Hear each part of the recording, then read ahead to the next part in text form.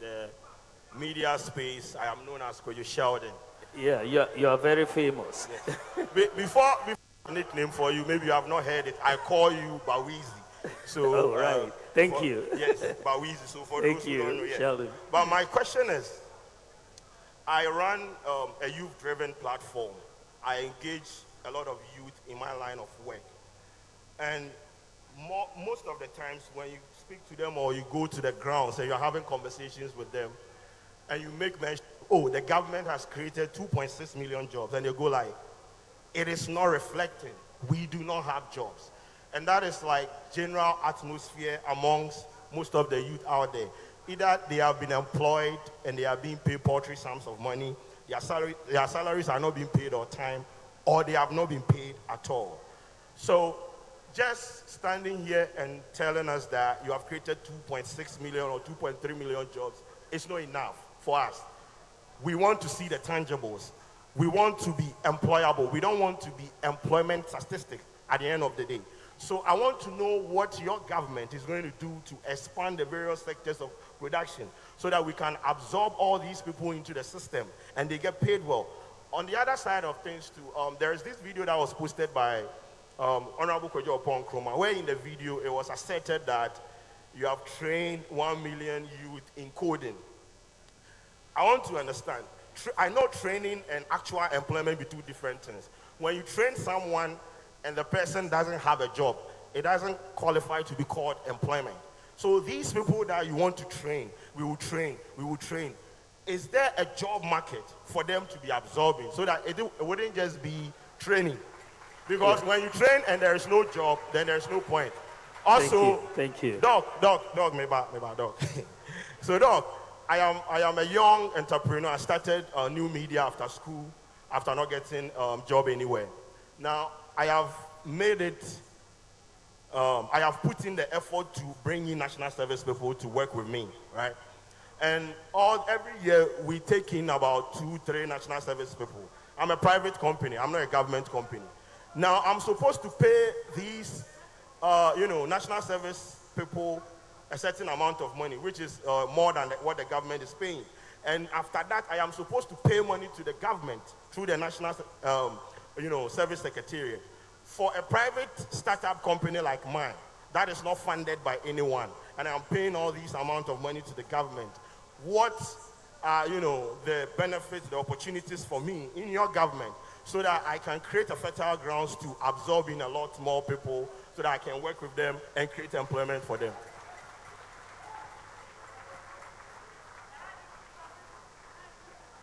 Thank you very much, Kojo. I think there are about 3 questions, if I recall. You made a right point to start with. That says that we've created 2.6 million jobs. That for people you talk to, they are not seeing it, reflecting. And that's exactly the point I made, that in fact, even though we've created 2.6 million jobs, it's not sufficient. The demand for employment is very high, but you can just imagine that if you had not created this 2.6 million, the demand would have even been higher, right? So the fact is that it's true. We haven't done enough in that sense that you want to do more. And this is why I believe if you look at the program I'm putting forward, it's very, very key. The business side, you look at the tax reforms that we are proposing that will help stimulate the private sector. I'm talking about people who have issues with tax liabilities and are not able to hire people but if you gave them an amnesty, all of a sudden there's a significant capital injection of sorts so that they are able now to hire people and restart their businesses. But if they have to use their capital to pay GRA, all these tax liabilities, you have a big problem. So you look at those reforms, the move to the flat tax system, making our tax system very transparent. A lot of businesses, and I've talked to many, have so many challenges with the tax system. I believe that the Buy Ghana First policy which I'm going to back up with law. It's also a major avenue for job creation, because at the moment, the default setting, given our Public Procurement Act, practically tends to go to import whatever you need to buy as government, because the local firms are not able to be price competitive. So the foreign firms win the bids almost all the time. So I want us to factor in the cost of unemployment in the bidding processes to say, look, if you give it to the foreign firms, you are creating unemployment. So how do we bring the jobs to our people? Bring a law, and then at least you have to buy Ghana first, and then we get more jobs to our people. So I think that is. Then you look at the whole issue of the cost of power. Power is very expensive for our businesses, and I want us to move towards solar and bring in 2,000 megawatts of solar power and reduce that. Then I want to bring in the credit scoring system. You know, the demand for goods and for so many services is much lower if you don't have access to credit in your economy, right? But if you have access to credit, you look at the US, consumer demand drives GDP, over 60% of GDP, because people have access to credit and they can buy goods. And that when people buy goods, it means you need to employ people to manufacture those goods. So there is a direct link between the credit system and jobs. So I believe that when we open up the credit scoring system, we open up the job market for our people, and you'll be able to create more jobs. Because you look at the mortgage market, as I was saying, the mortgage market in the US is 12 trillion. It's almost 600,000 times our mortgage market. Now, no modern country, and I don't know of any, I've looked at it, has developed without a mortgage market. Because the value of your land is dead if you don't have a mortgage market. In the advanced countries, they unleash the capital out of the land. In economics, you say land, labor, capital, and entrepreneurship. In Ghana, land is out, but that's our most valuable asset. So if you don't digitalize and get the land titling right, so that banks can be confident that when they lend on the basis of a particular land, that it actually does belong to you. Right? So if we don't solve that problem of ownership of land, people will have to use land guards, and then they finish, they don't have title. Most businesses are started by mortgaging their properties. Most businesses out there. But here, the room to do that is foreclosed. It's completely foreclosed. So I want us to go back and tackle the fundamental problem. Deal with the issue of land titling and complete that process to allow. Then you can have a housing market develop. The housing market is the most important market in any economy. If the housing market goes down, the economy collapses, right? So if we don't tackle the housing market issue of mortgages, the land titling issue, we'll have a lot of dead capital stuck in the ground. A lot of people have houses. They live in them for 30 years, but they don't have title to the house. They don't have title. They could have mortgaged this house and gotten capital to start a business, but they don't have title. So they will not proceed. It will just be dead capital. When they die, the children will live there. They cannot do anything with it. Even selling it becomes a problem. So if we don't develop our housing market, we're not going to develop, So these are some of the things I believe that we need to do. I mean, you raised another point about skills, like people are trained 1 million, and all of that. That is very, very important point. But where do you start in building digital talent?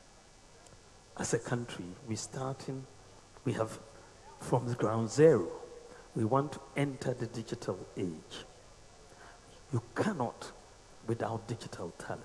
Otherwise, you'll be importing it all the time. So you need to grow your digital talent. So you have to bring in skills. And the only way you can begin to grow your digital talent is to train your people. And if you are training 1 million people, maybe not all the million will get jobs in Ghana, but you can sit in Ghana and do a lot of business process outsourcing abroad. You can work in the UK, US, right from here.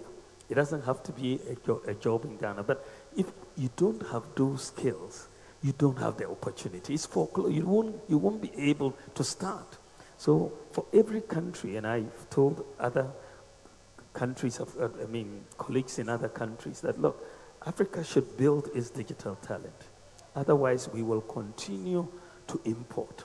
I have made sure right from the beginning that all our digitalization projects are done by local talent, all of them.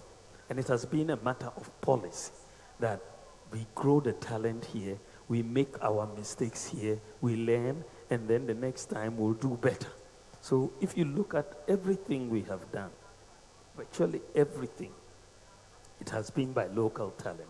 Even the drones that we brought in, all the drone centers are 100% manned by Ghanaians, not a single foreigner. We insisted on it. 100%, all the drone centers are being manned by Ghanaians. Not a single foreigner is doing that, because otherwise we will just be bringing people in to make money and then we don't get the skills.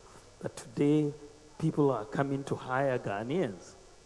Recently, someone was taken to San Francisco to train drone flight operators because we have the most experience. We are the world's largest drone delivery service. So I think that, yes, you have to start from somewhere. You have to build the talent, and then you can otherwise, but then you don't have any ticket for entry into the game. You'll be stuck out, and others will come and do it for you. So I want to give Ghana a chance to grow our industry. Yeah. Your Excellency, my name is Vanessa Abose, popularly known as Nessa. Okay. You've been talking about digitalization a lot, and I want to focus on the infrastructure aspect. Now, when I look at the infrastructure aspect, I see 3 components. 1, high speed when it comes to internet. Number 2, data centers. And number 3, uninterrupted power supply. Now, when we break it down, this brings me to the questions. Your Excellence, we are still experiencing doomsday. So, if we are still experiencing doomsday, what are you putting in place to make sure that we have reliable power supply so that digitalization will be optimized? B, which is data centers. Data centers will create more jobs for people in the tech areas. What are you putting in place for these people? And last but not the least, when it comes to the internet, we do not have reliable internet for digitalization. Then it brings me to the cost of data. Data is so expensive. The youth are trying so hard to become CEOs. We are posting on TikTok, Instagram, Snapchat, and so forth. But the data is so much. What are you going to do about that? My third question, you spoke about industrialization. And I would like to read what I saw about industrialization. Industrialization is the process of transforming the economy of a nation or region from a focus on agriculture to a reliance on manufacturing. I would like to focus on the agriculture aspect because you said you would like to encourage us to purchase more of Ghanaian-made produce, right? Mr. President, Your Excellency, sorry, Dr. Bawumia, Ghanaians are scared about their health when it has to do with the water situation. So, what do you have to say about that so that we Ghanaians can feel safe to purchase our own goods being produced in Ghana so that we don't get affected, especially with the Galamsey water issue? Thank you. Thank you very, very much, Vanessa, for those questions, and they're very, very important. I think that you've raised pertinent issues that go to the heart of a functioning digital economy. And I think that if you look at the power challenges that we've had recently, from my understanding, there's been issues with gas supplies, and that has resulted. But I'm told that this situation is about to be resolved, and the problem is being fixed. So we will get more reliable power. I think that is the issue. Data centers, I think that that is key. That is very, very key. As you know, we have through gotten a data center around Apollonia City right now, which is one of the largest that we have in the country. I went to launch it recently because it's very, very important. And we have also said in my manifesto that we've got to build more data centers to do that. So I don't argue with you in that sense. One of the things that what we have prioritized also is fiber optic cable over the last 7 years. Today, I can tell you that 93% of all the NCA licensed fiber optic cable in Ghana was put in place in the last 8 years. 93% was put in place in the last 8 years. That is key for infrastructure. Just a couple of days ago, we launched 5G, which is going to seriously increase the speed. You know, you're talking about, you know, at least 100 times faster than 4G, maybe, you know, maybe 1,000 times, and then 100 times more capacity than 4G. So I think that coming in with 4G, you're going to see major increase in speeds. With 5G, major increase in speeds. In terms of internet penetration, as you have rightly pointed out, one of the barriers for us is cost of data. For all of us, for all the youth that I speak to. And I'm increasingly, I've made the point before, that we should, in this world of digital, you know, access to the internet is almost seriously very much at par to access to things like electricity. You know, very, very key. So we need to bring down the cost of data. And if you heard what I spoke about, I said that the allocation of spectrum license, historically we have allocated spectrum on the basis of raising revenue for government. And so when the telcos buy the spectrum on the basis of raising revenue, so they pay, we do a bidding round. So we look for the highest bidder. So we get the revenue.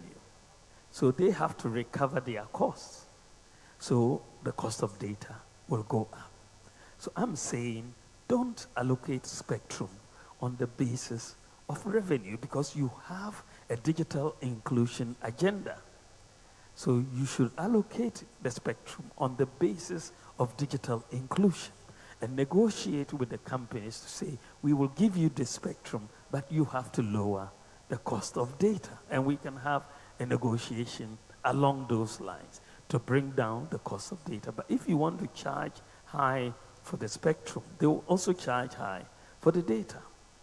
And so I believe that government should take financial inclusion, and this is what I have in the manifesto, should take digital inclusion as a high priority and not be too focused on raising revenue from spectrum. We should use spectrum to get inclusion and that is, say, you have to spread your services to these areas at this cost. They are willing to do that. So this is one of the things I want to do with the area of bringing down. And I also want to eliminate the duties on mobile phones, so that we can bring down the cost of the phones and make them more accessible. I would like, where we are going, I would like to make sure almost everybody has a smartphone. That's basically what it should be, because as you put all these services out there, if people cannot access them, then you don't get the benefit globally. So I think that is where we want to go. I think that you made also a point about industrialization and how we move from agri to manufacturing and the cost of water. I think that this is part of, if you look at the 1D, 1F policy that we brought in, one of the things that was clear is that over almost 70% of 1D, 1Fs were for agricultural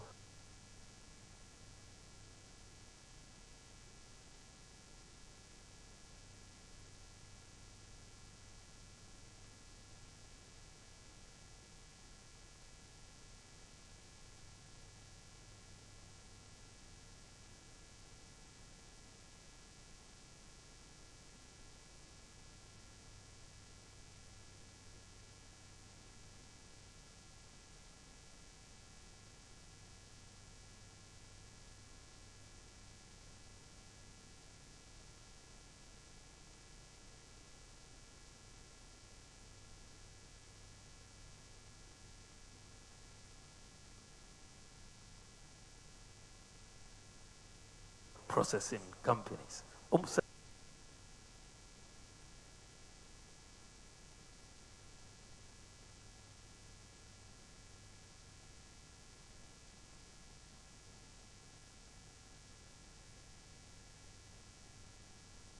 to make sure that we control, and this is why I think that the issues about mining in the water bodies through these galamsey activities is just a no, no, no, no for our country, and we have to do everything to stop it, because the cost for us, disease and everything, is so high. And this is why we really need to regulate the small-scale mining sector and direct them to areas where gold can be found. Because most of them think that the gold can be found in the water bodies. But you can get into, community mining schemes where the Geological Survey Authority has already identified that there is gold here. So you go there, we give you these mercury-free machines and all of that. So you don't have to go to the water bodies, and it's regulated. And I think that is very, very important that we focus there. Thank you. Thank you. Mr. President, we'll take some quick questions from the Ashanti region. Ashanti region, if you can hear us, please ask us just 2 questions, and then we can begin to wrap up. Ashanti region. Ashanti region. Is that the Ashanti auditorium? Yes, that's Ashanti region. Please go ahead with your question. Go ahead with your question. Hello. Good evening, Your Excellency. Please, my name is. Hello. Please, my name is. Vice President. Hello, Mr. Vice President, which we all call you the economic wizard. I would want you to help me with something here, some economics here. With the SMEs you are planning of empowering, I would want to ask, after our produce and whatever we've done and with our supply, we'd want to know how and the steps you've taken to help with the demand, which is the household, to actually hold up whatever we are doing. What steps are you going to take in your government to actually bridge that gap for this household to patronize whatever we are doing, not to cause loss and again surplus to whatever we produce? So in Kumasi, as we know, we are into trading. So we want to know, how are you going to help us someone like me in the eatery industry, which I own a restaurant, Let's Eat Good, I would want to know how you are going to help us do that. Please explain with your economics lecturing. Thank you. Please, I'm Evelyn Abena Arthur, and an upcoming entrepreneur. So I'll really tackle on the SMEs. I heard of investment credit tax concerning your tax modification and an initiative. So I would love you to throw more light on that because I'm in Ashanti region, so I'll talk for Ashanti region. And for Ashantis, we are known for doing business or so as a young female entrepreneur, what are some of the incentives that you may bring on board to help boost and then bring growth to my business as a youth? Thank you. Thank you, Mr. President. If you can take these questions, please. Thank you very much. I think that the first question was how we bridge demand and supply. If we give the businesses incentives to produce, but where is the demand coming from to buy? I think that is an old age question. But I think that one of the first things that we need to do is to first create the capacity to demand. One of the things that I've been pushing for, and thankfully is coming into being, is to make sure we build a credit system in Ghana. Because a lot of consumer demand in many of the advanced countries is driven by credit, right? So if you are in a nation with no or little access to credit, you will be producing at a low level equilibrium. But if there is access to credit, then there's demand for your goods. And people will buy the latest phone, the latest TV, the latest consumable. So for traders, I think generally we want to see that there is a demand that can be driven by credit availability.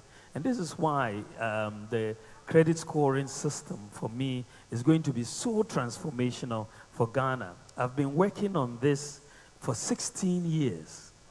I introduced the first Credit Reporting Act for Ghana in 2003, I think, or so, yes. Around 2003, yeah. So, and then we sort of been trying to get, or maybe 2007, trying to get Ghana moving in the direction of a credit reporting and credit scoring. For the 8 years of the previous government, very little was done. In fact, nothing was done. And so when we got back, we said that, look, let's pick this thing up and work to bring a credit system to Ghana. But you needed to put the Ghana card in place, the digital address system, mobile money interoperability so that everybody could have a bank account. Now we've been able to do all of that. So for the first time in our history, we are going to have a credit scoring system that allows people, and as I said, I see digital lending coming up very, very soon. You're already seeing it. Phone companies are giving people loans and so on. And so you're going to see with credit scoring a lot more credit being given to people who can then come to your shops and buy, or even stay at home and order from your shops, because they have the credit, they can pay for it and all of that. So I think that has been one of the major things that we are going to do to expand demand in this country. Secondly, is just job creation. The more jobs you have, the more incomes there are, and then you have more purchases from businesses. And I think if we can get in, for example, tourists coming into Ghana, as we are enhancing our tourism industry, creative arts industry, the visits, the e-visas that we are providing, the free visas to Caribbean and African countries, if you make Ghana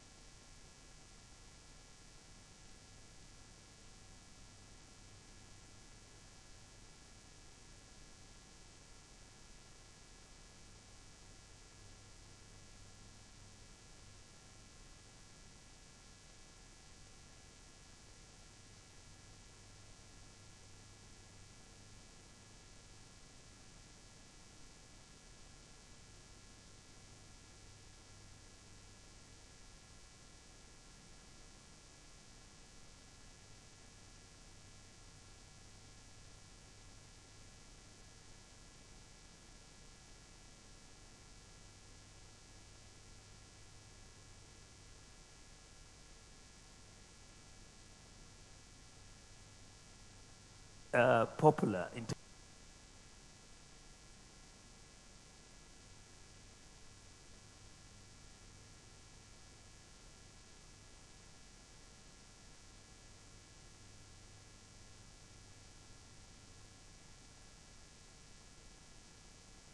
terms they have not even yet made. Sometimes people are told pay in advance. That is the case. That pay in advance. What pay in what advance? You haven't made the money. How do you pay? So you need to make the tax system friendly to investors. And this is what I intend to do. And so the flat tax system is simple. If you make zero income, you pay zero taxes. There's no pay in advance.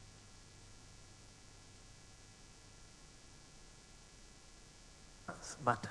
You see what I mean? It's a simple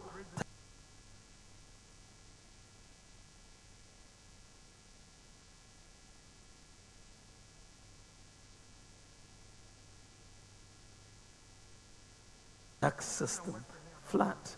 You see what I mean? It's a percentage of your profit. If you made no profit, you have zero to pay. It's a very simple system. And so I believe that we will be able to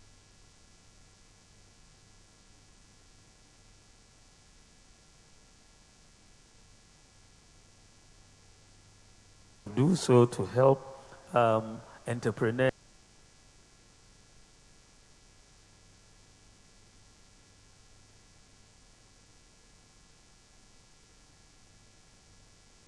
and businesses moving in this direction.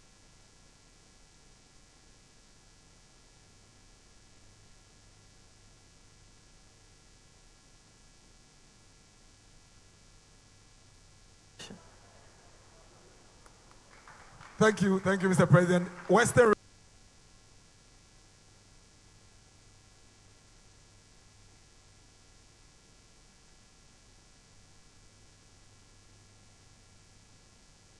region and Eastern region that we are done. One question from Western.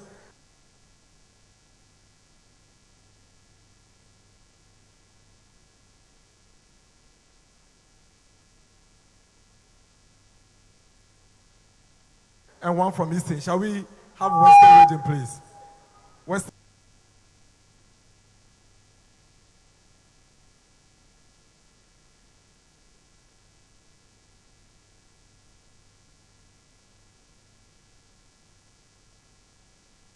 region. Western region. If Western is already, let's do it.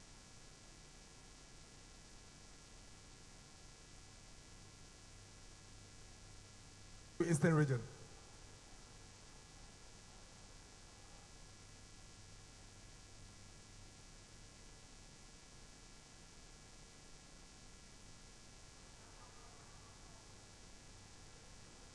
Western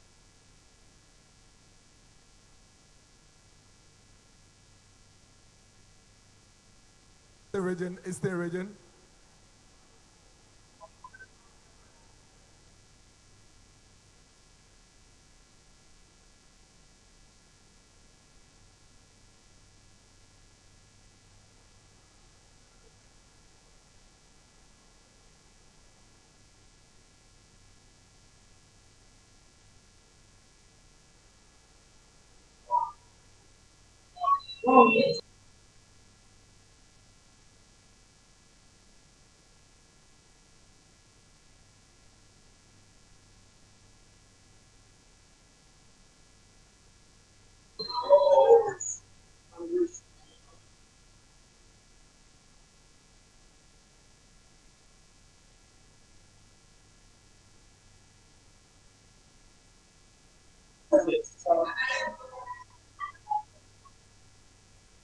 He is coming.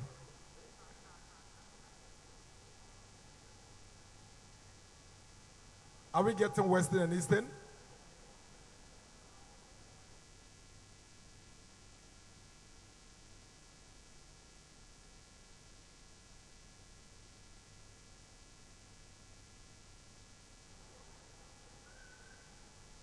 No, you have to look at yes.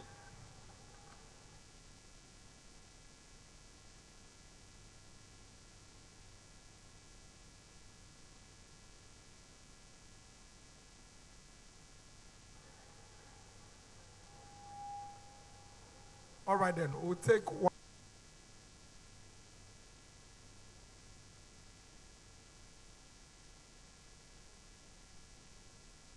one question then from